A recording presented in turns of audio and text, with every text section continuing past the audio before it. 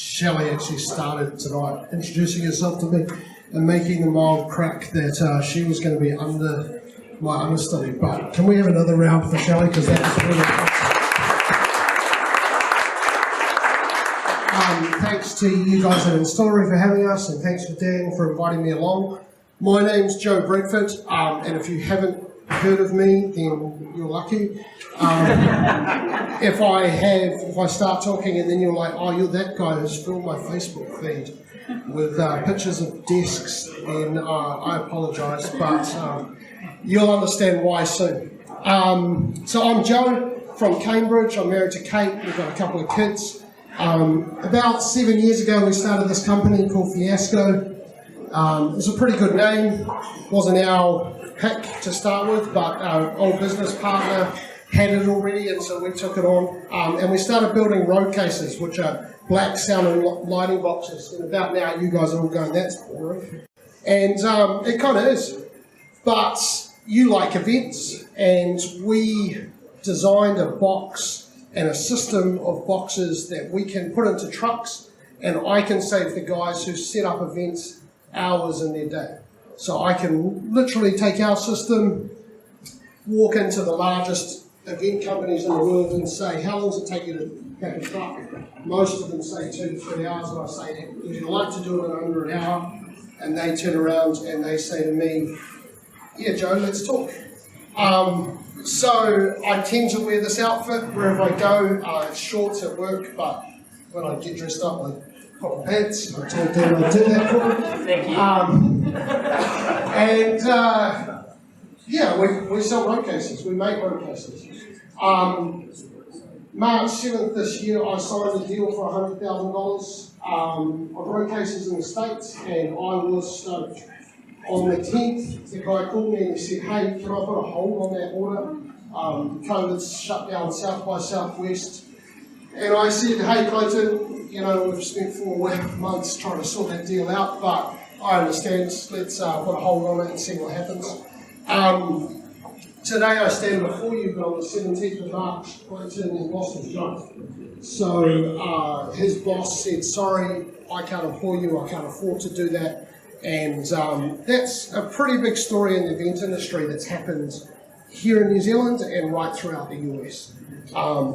People have reacted in one of 2 ways, and you guys have hit the nail on the head. They've either invested in their staff and said, we're going to be stronger when we come out of this, or they've said, it's too hard and we're quitting. And I would say to you that all comes down to what mountain they painted for themselves. If you paint yourself a mountain and look at that mountain and go, it's too daunting, I can't do it, you're not going to do it. If you look at that mountain and go, I'm going to train mountain guides and we're going to get to the top, you'll get there. And that philosophy is what underpins our last 7 years at Fiasco. We started a company, started building in China. I've spent many hours making road cases in factories in China, and then going either around New Zealand or into the US to these large players and saying, hey, I make this, and they're like, where do you make this? This is the best road case I've ever seen in my life. And I say, oh, we make it in China. And I actually think to myself, we make it in the same factory that those shit ones over there and their minds get blown. But I've spent the time doing the mahi to get it to happen.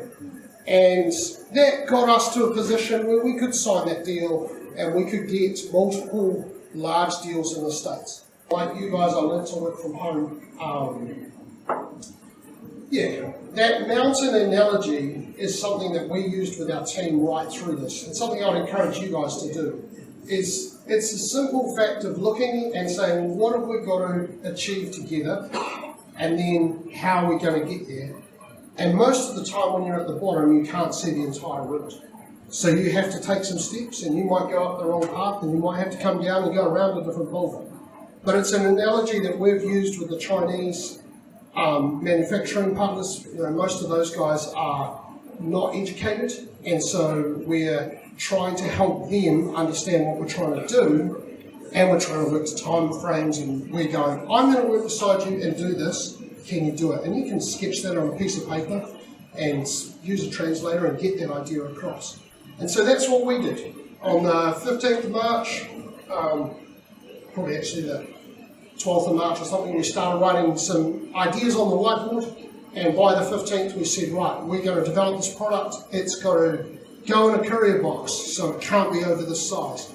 It's got to be it's got to be ergonomic, because basically you've got ergonomic desks here, you've got ergonomic monitors. The day you left your office, you might have taken your office chair, you probably took your screens, you took your computer. Most of you looked at your desk and went, I'll figure it out. So we wanted to solve that problem, and by the time we got to lockdown, that's what we'd done. We'd prototyped about 8 desks, we'd put them in a box. Well, actually we wrapped them in the box at that stage, but we started to order some boxes, and then Jacinda said, you can't do anything, and we said, okay, fine. We in that same 8 days, we developed a screen system that went into pharmacies so that they could, for essential workers, so that they could work. So we actually pivoted once, did that when we were allowed to make desks.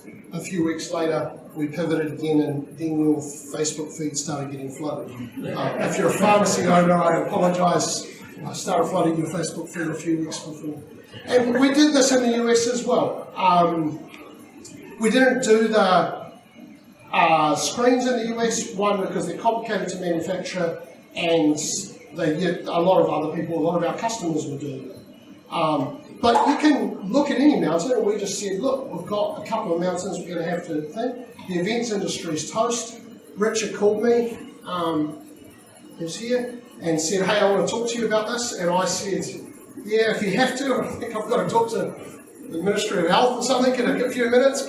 So we had a quick chat, and then he wrote a story, and we carried on. And you can set those goals and do it. And like you guys have done, it's hard, and I've worked harder this year than I've worked in the last 7 years, which my wife she's thankful I'm home this year. I should have travelled for 12 weeks already. But it's hard, and you've got to get there. But whatever you're facing, if your business hasn't had hard times, it might one day. Paint yourself a picture, talk to your team, and believe in that team and the resource you've got around you. But this photo, oh good, it's on the screen at the right moment, is taken in our LA office against a backdrop on my phone by the same guy who's taken most of our photos of our desks. He was a salesman in the US, a Kiwi guy, came home 2 weeks before lockdown. We started having this conversation about moving him to a marketing job. On the 15th of March, I called him. I said, hey Brad, come tomorrow, bring your camera. That job we were talking about starting in 6 months starts now. And now we've sold them to towns all over New Zealand. We've sold about 1,500 in New Zealand. And about 2 weeks ago, I got a text. We got a group text with our team. We'd sold one to South Dakota. We'd sold to all 50 states in the US. So our team was pumped. And not only do we save the 12 jobs that we employed in March, we now have 25 staff. So we've brought manufacturing back to New Zealand, we've brought it to the US. It's not an easy road. I spent most of the last 2 days trying to figure out how to make my website go faster, because a bunch of blogs are telling me that pinched him from there a few years ago, came in, got into business-to-business sales, went right back to customer service, and now has taught 4 guys how to do customer service. I say 4 because one of them was me. I come from a sales background, but customer service is a different beast. And we have figured out how to go. I've gone from business to business my entire career to B2C e-commerce, which I never had an idea on, but we have done, we've done a lot of desks. So you can do it if you paint that picture and go, I'm going to do it, and I've got this team around me. And whatever your team looks like today, if they're faced with adversity, I back them to go, hey, we're going to sort this out. Just like Shelley's team backed and got that person all the way to Wales so he could get the treatment. If you're faced with that kind of adversity, you can do it. So I'd encourage you to do that. Thanks for letting me ramble. Thank you, Jed.